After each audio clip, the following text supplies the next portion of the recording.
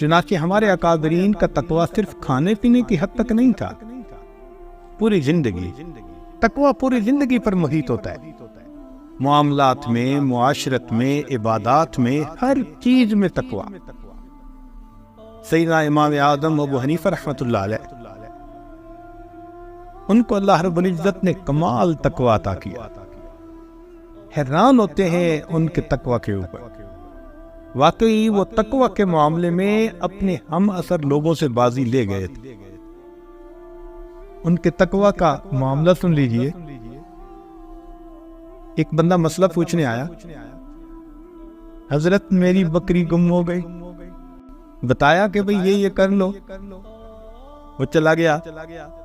اب دوسرے بندے کو بلا کے پوچھا کہ بکری کی عمر کتنی ہوتی ہے؟ اس نے کہا جی بکری کی عمر ہوتی ہے اتنے سال۔ جتنے سال اس نے کہا اتنے سال بازار سے بکری کا گوشت خرید کر کھانا چھوڑ دیا کہ کہیں یہ وہ چوری کی بکری نہ ہو۔ اللہ اکبر کبیر، حیران ہوتے ہیں۔ کپڑے کی دکان تھی، ایک تھان اس میں تھوڑا عیب والا تھا، تو اپنے خادم کو بتا دیا کہ جب کوئی بندہ خریدے تو پہلے دکھانا کہ اس میں یہ عیب ہے، پھر وہ جتنی قیمت پہ خریدنا چاہے خرید لے۔ اس نے کہا جی بہت اچھی۔ اللہ کی شان، ایک دن آپ واپس تشریف لائے تو وہ تھان اپنی جگہ پہ نہیں تھا۔ پوچھا وہ کپڑے کا تھان کیا؟ اس نے کہا جی تھوڑی دیر پہلے بندہ آیا اور خرید کے گیا، تم نے بتایا تھا کہ اس میں عیب ہے؟ اس نے کہا نہیں۔ تو فرمایا کہ اس تھان کی کتنی قیمت؟ جتنی قیمت اس تھان کی بنی تھی پوری کی پوری اللہ کے راستے میں صدقہ کر دی، میرے لیے استعمال کی ضرورت نہیں۔ دکاندار کبھی ایسا بھی کرتا ہے؟ اللہ اکبر۔ اس زمانے میں لوگ مغرب کے وقت دکانیں بند کر دیتے تھے، بجلی تو تھی نہیں، چراغ ہوتے تھے۔ تو امام حنیفہ رحمۃ اللہ علیہ ایک دن ظہر کے بعد دکان بند کر کے آ رہے ہیں۔ کسی نے پوچھا کہ نعمان دکان جلدی کیوں بند کر دی؟ کہنے لگے کہ آج آسمان پر بادل ہیں، ابر آلود ہے، اور بادل کی وجہ سے روشنی ٹھیک نہیں ہوتی اور گاہک کو کپڑے کی صحیح کوالٹی کا پتہ نہیں چلتا۔ میں نے دکان بند کر دی کہ کوئی بندہ کم قیمت کپڑے کو بیش قیمت سمجھ کے خریدے گا تو میری وجہ سے کہیں دھوکہ نہ ہو جائے۔ چنانچہ ایک وقت بادشاہ وقت نے بڑا مجبور کیا کہ آپ چیف جسٹس بنے۔ آپ نے فرمایا نہیں۔ اس نے کہا اچھا اگر آپ نہیں بنیں گے تو آج کے بعد آپ کسی بندے کو فتویٰ نہیں بتائیں گے۔ فرمایا ٹھیک، اس پہ جان چھوٹتی ہے تو چلو ٹھیک۔ اس کے بعد گھر تشریف لائے، اپنی بیٹی نے مسئلہ پوچھا کہ ابو اس میں مسئلہ کیا؟ فرمایا بیٹی میں قول دے چکا ہوں، اب مسئلہ اپنے بھائی سے پوچھ لو۔ تقویٰ اسے کہتے ہیں۔ ان کی زندگی کے واقعات پڑھیں، حیران ہو جائیں گے کہ وہ کتنا احتیاط فرماتے تھے۔ اللہ اکبر کبیر۔ ایک جگہ دھوپ پہ کھڑے ہوئے، چلچلاتی دھوپ، دوپہر کا وقت۔ کسی نے کیوں دھوپ میں کھڑے ہیں؟ میں کسی کا انتظار کر رہا ہوں۔ اس نے کہا اس دیوار کے سائے میں کھڑے ہو جائیں۔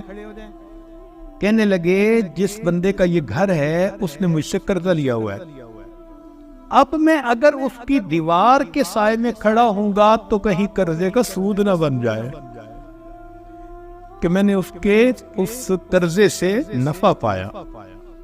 یا اللہ۔ اور اسی تقویٰ کی وجہ سے اللہ رب العزت کی طرف سے ان پر رحمتوں کی انتہا تھی۔ یہ چیز صحابہ رضی اللہ عنہم نے نبی علیہ السلام سے سیکھی۔ سیدنا صدیق اکبر رضی اللہ عنہ کو ایک غلام نے لا کر کچھ کھانے کو دے دیا، کھا لیا۔ بعد میں پتہ چلا کہ اس غلام نے زمانہ جہالت میں کوئی پھونک دم کیا تھا اور ان لوگوں نے اس کو آج اس کی وجہ سے کچھ دیا اور یہ لا کے مجھے کھلا گیا۔ تو سیدنا صدیق اکبر رضی اللہ عنہ بہت پریشان ہوئے، چنانچہ پانی پیا، اتنا پیا کہ قے ہو جائے، قے ہوئی، پھر پانی پیا، ایک دو مرتبہ قے ہوئی مگر تسلی نہیں ہوئی کہ سب کچھ نکلا یا نہیں۔ پھر اپنے حلق میں انگلی ڈالی قے کرنے کے لیے جب انگلیاں ڈال ڈال کے قے کر رہے تھے، تکلیف بھی ہو رہی تھی، تو دیکھنے والے نے کہا کہ امیر المومنین اتنی تکلیف پہنچا رہے ہیں، فرمانے لگے اگر مجھے پتا ہوتا کہ اس کھانے کا آخری ذرہ میری جان کے ساتھ نکلے گا میں پھر بھی اسے نکال دیتا۔ یہ تقوی صحابہ کرام میں، اور وہاں سے پھر یہ اولیاء اللہ کی زندگی میں آیا۔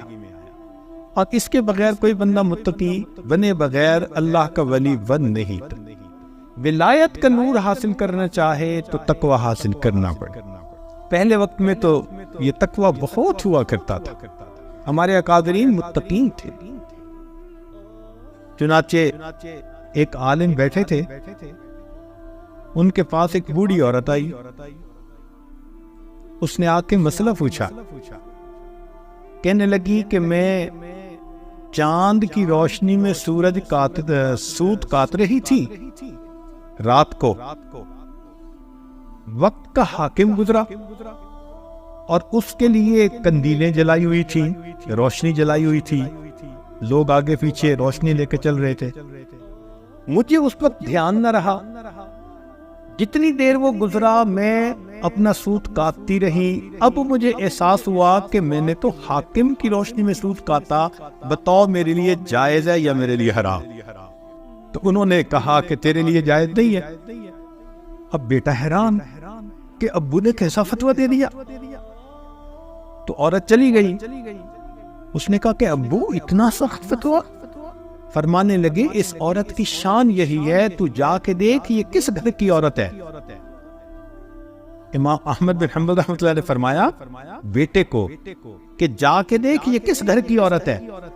جب پتہ کیا تو بشر حافی رحمۃ اللہ علیہ کی بہن تھی۔ تو امام احمد بن حنبل رحمۃ اللہ علیہ فرمانے لگے کہ اس کا مسئلہ پوچھنا بتا رہا تھا کہ یہ کسی بڑے گھرانے کی جان ہے۔ اتنی متقی لوگ ہوا کرتے۔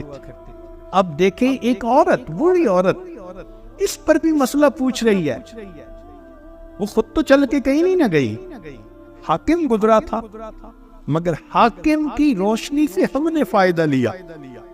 اب بتاؤ یا اللہ۔ ہمارے قریب کے زمانے میں حضرت مرزا مظہر جانا رحمت اللہ بہت متقی، کھانے پینے میں بہت محتاط۔